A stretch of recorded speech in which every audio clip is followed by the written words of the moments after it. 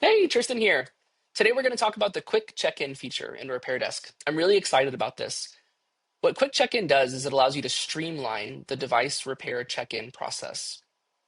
What we're used to seeing is selecting the repair category, finding the device, selecting what's wrong with the device, pairing a part to that repair, and then populating these fields to be able to create the repair ticket. With the quick check-in tool, I can create a general quick check-in form. I can create a quick check-in form that's just for screen replacements on iPhones. I can have a quick check-in form that's just for data recovery check-ins. And if I select the form, I can change what this form looks like depending on the module. So I can have a separate form for each repair type if I wanted to, or I could just have a general check-in form. And again, all the fields that are shown here are dependent on whatever you decide needs to be there. You can start by typing in the customer's name. If the customer doesn't exist within RepairDesk, you can create the customer profile right here, and you can choose which fields are important to you and which ones are not important to you. The ones that are not important to you, we can hide them in this form. Here in the service section, you can type in what device you're fixing and what's wrong with it all in one go. So if I have an iPhone 12 that needs a screen replacement, right here I've got an iPhone 12 that needs a screen replacement. What I've done there is I've selected the device and the issue all in one go. I can tell RepairDesk what the price of that repair should be. And I can pair parts to the repair. If I want to search for the iPhone 12 screen that I use, I can search for it right here.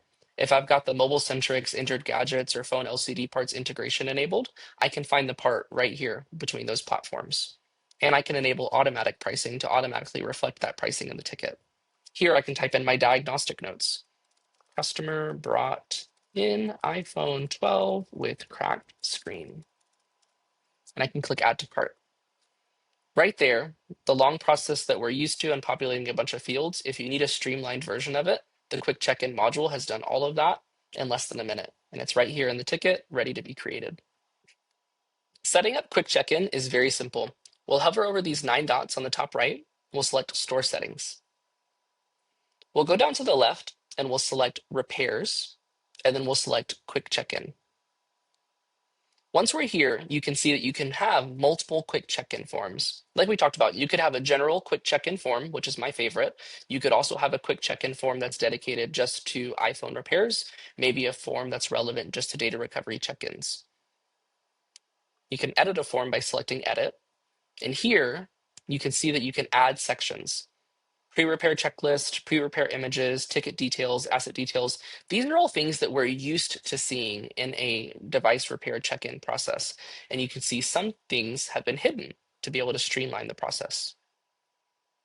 Within the module, customer details, service, parts, whatever you need, there's the add field option. You see here for the customer details section where you would create a customer profile, the only fields that we have listed are first name, last name, and the mobile phone number. Of course, there are many more fields in a customer profile.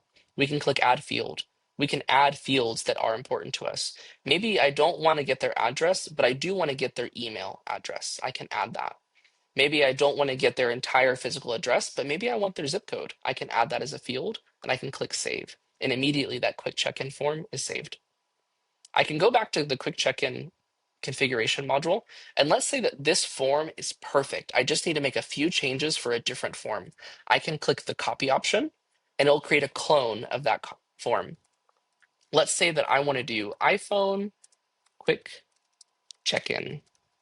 And let's say whenever I do iPhone screen replacements, I actually don't need the customer's email address and I don't need their zip code. I just need their first name, last name, and their phone number. Right there, we can save that form and it's ready to go. We can go back to quick check-in to see if it's active.